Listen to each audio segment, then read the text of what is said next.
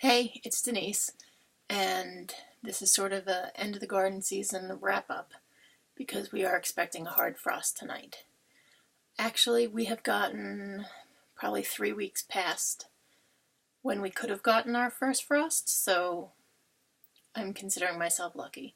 I live in a growing area that is agricultural zone 4B, so we can get a frost starting in mid-September, and we get our last frost in the beginning of June.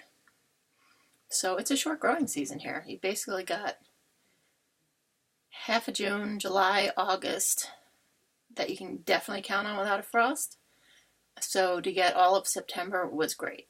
It's October 4th now, and I'm just doing my best. My garden was really productive this year, although, note to self, not so many tomatoes next year. Way too many tomatoes. I don't even eat raw tomatoes. I use my tomatoes and I make tomato sauce out of them to use for various things. Sometimes I'll make it more on the watery side, so it's almost more like a tomato soup, because you can always put it in a saucepan and boil it down and make it thicker. Sometimes when I make my tomatoes for canning, I generally put nothing in there but tomatoes, and sometimes like maybe to 10 tomatoes there might be one and a half bell peppers, just because I like the flavor they add. The 4 quarts of pasta sauce I made yesterday probably won't taste much different. I was just using up the 3-gallon size Ziploc bags of frozen tomatoes. They were taking over the freezer. So they came out to 4 quarts of, I'm calling them pasta sauce because I threw along with, I do throw the citric acid in. It is recommended, and I know there are plenty of people. I used to can tomatoes without citric acid. I hadn't canned probably in 10 years before I started again this year. And so, I see the new guidelines are definitely recommending that you throw the citric acid in. I guess there are a lot of lower acid varieties of tomato out there than there used to be, so it's probably, a good idea. And it certainly, to me, it doesn't change the taste at all. So, other than the tomatoes, possibly a bell pepper, I don't do it like how people start a spaghetti sauce. Like, there is no oil or sugar or garlic or anything. Most of my tomato sauce is just tomato sauce. My pasta sauce that I did the 4 quarts of yesterday, the big difference, I threw a little garlic powder in there. I know, don't get all excited all at once. I probably didn't even put in enough that most people will taste it, but I'm not a big garlic person. And I figured it was already nice and thick. It doesn't need to be, simmered longer, so it's ready to just be opened and poured over something. Anyway, having said that, I've put up more tomato stuff than I will use in a year, probably. Definitely no to a very small amount of tomatoes next year. I just wanted to show you, being that we're getting the hard frost tonight, this was when we all go outside and scurry, and you try to grab anything that is salvageable. Right now I've got like 3 layers of salvageable going on. I have the stuff I've been, over the last couple weeks, we had a few nights when we were under light frost warnings. So I've been picking things much less ripe than I normally would. And if the tomatoes even had a blush to them, I was bringing them in and letting them finish ripening on the kitchen counter. And I've learned, we all know that that's what the commercial growers do. They pick them unripe so that they will not be as easily bruised, and they will ripen during the transport to get them to the supermarket and such. So you don't get as much of that sweet tomatoey flavor as if you had let it fully ripen on the vine, but you still get a totally usable red, cookable, cannable, edible tomato. So the ones that just, like from this past week, I just dropped one. I'm trying to be organized here. These are the guys that have been ripening on the counter this past week from like just grabbing here and there as I saw somebody starting to blush. And you might be saying, these are not the same thing. No, they're not. This is a big rainbow variety. So it's a mainly yellow variety that's kind of got red and pink stripes. So this is actually its ripe color. And this one did nice. We had very on and off rain. So a lot of my tomatoes got some splits. But as you can see, it totally healed when it split. So perfectly good tomato. I like this variety. I just like the color. And I like to make my sauce with not just one type of tomato. I had planned on growing quite a few Roma tomatoes this year. I actually started more Romas than any other variety.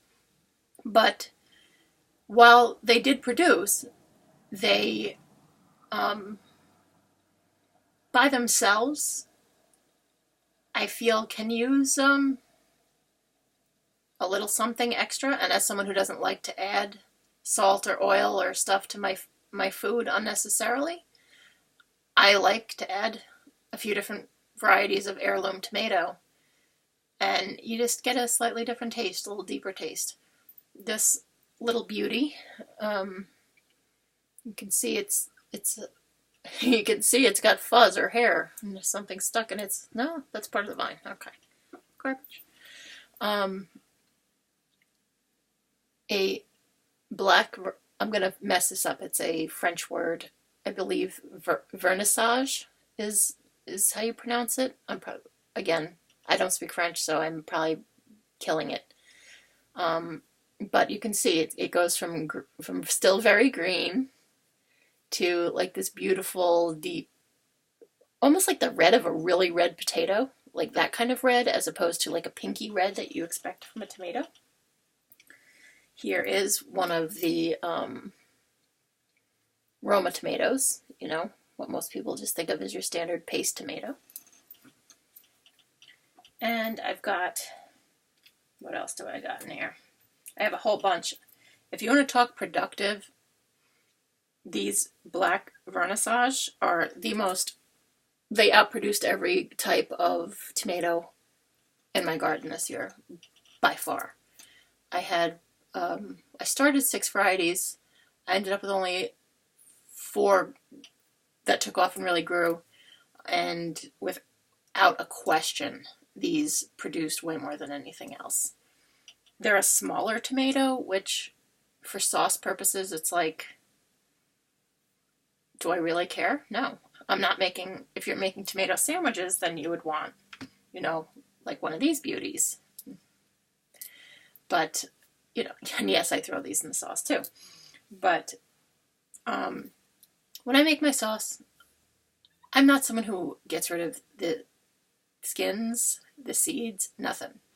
I put an immersion blender, otherwise known as a stick blender, in there after I've crock-potted the tomatoes overnight and poured off, well, I let them defrost in a plastic bag. Pour off the extra water that comes off from that process while they're still basically solid. Then put them in a crock pot for 8 to 12 hours, and they're then squishy. I use an immersion blender, a stick blender, and the whole thing just gets blended into sauce. Seeds, skin, everything.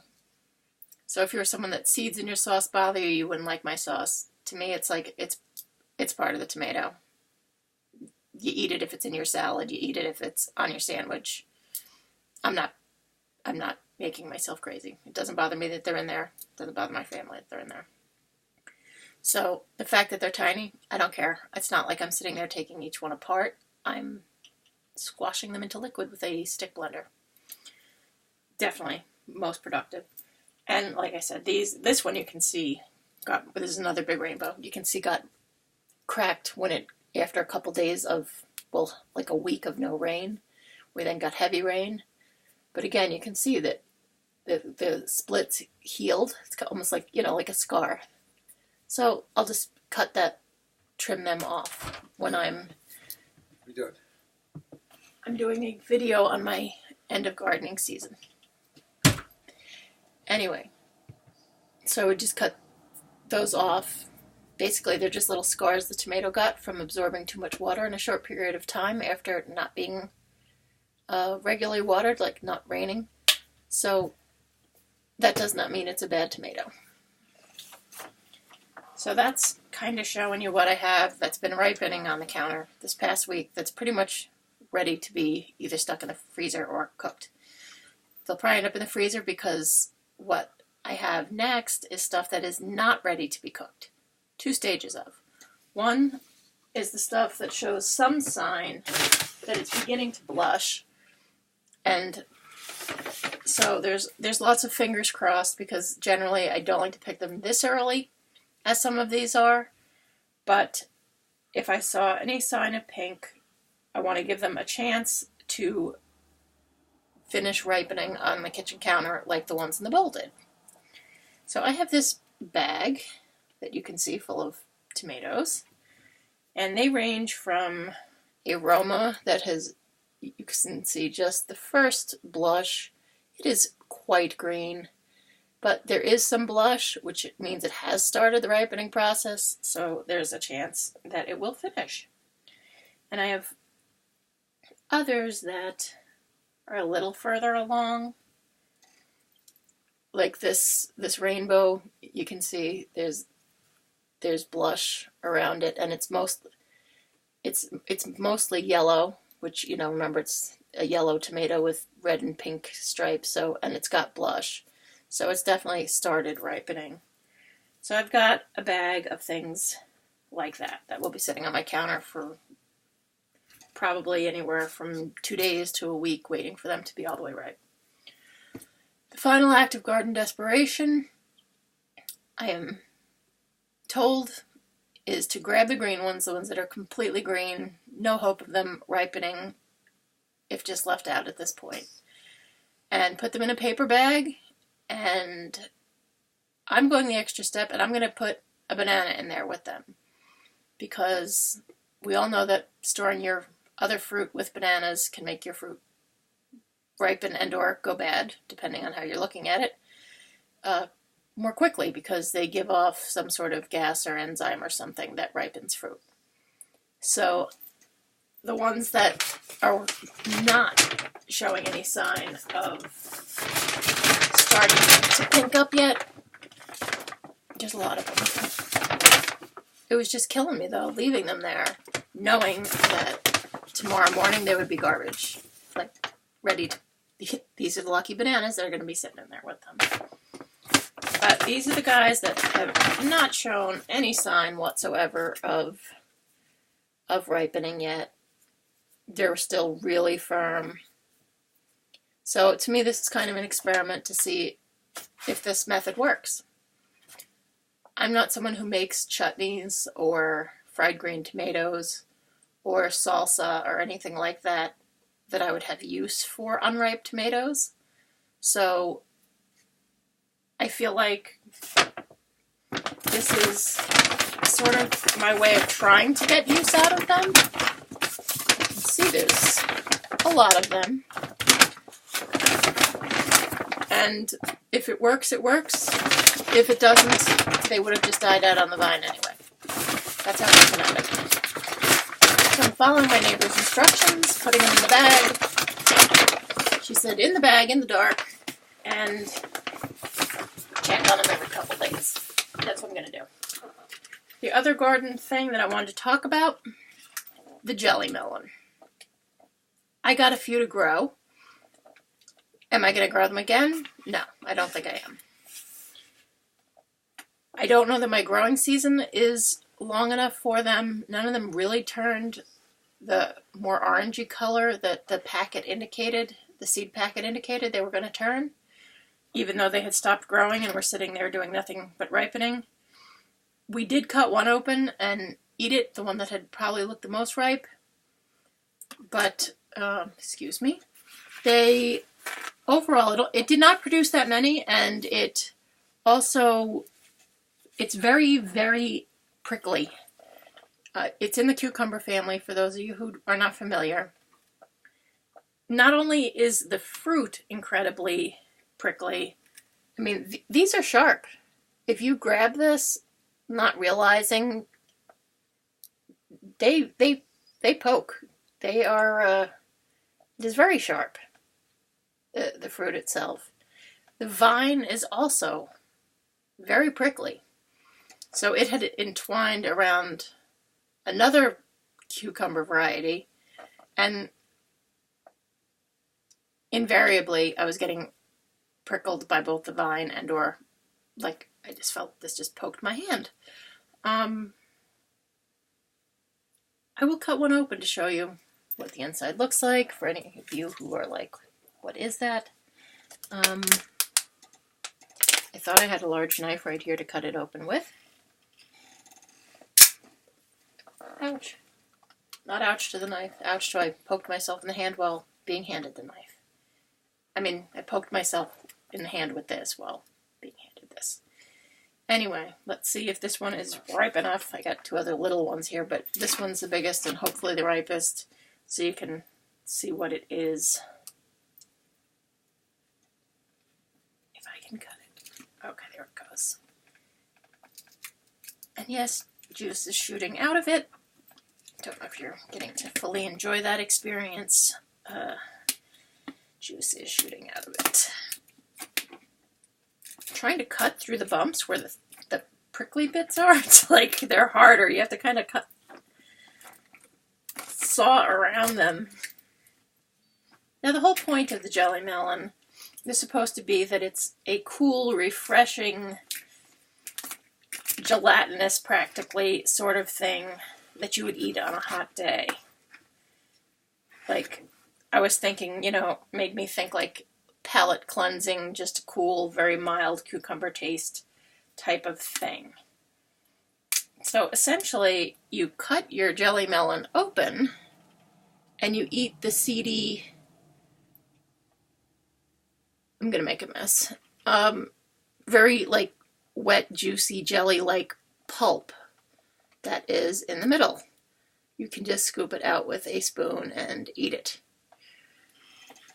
And it tastes like what you might imagine, which is cucumber flavored, very seedy, although the seeds are edible. I mean, I wouldn't go the trouble of trying to spit them out. But it's like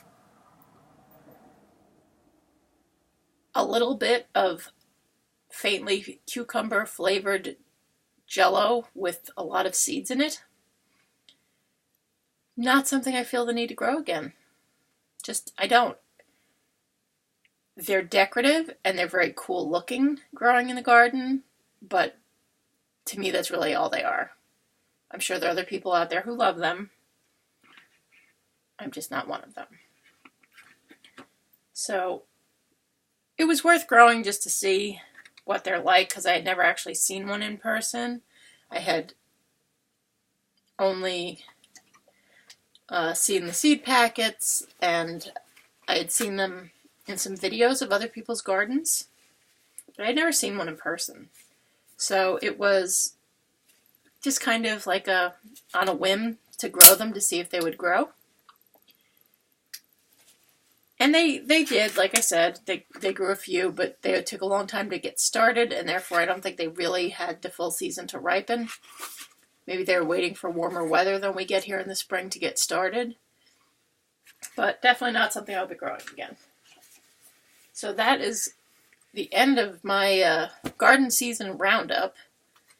And I hope everybody did well with their garden, and have a great day.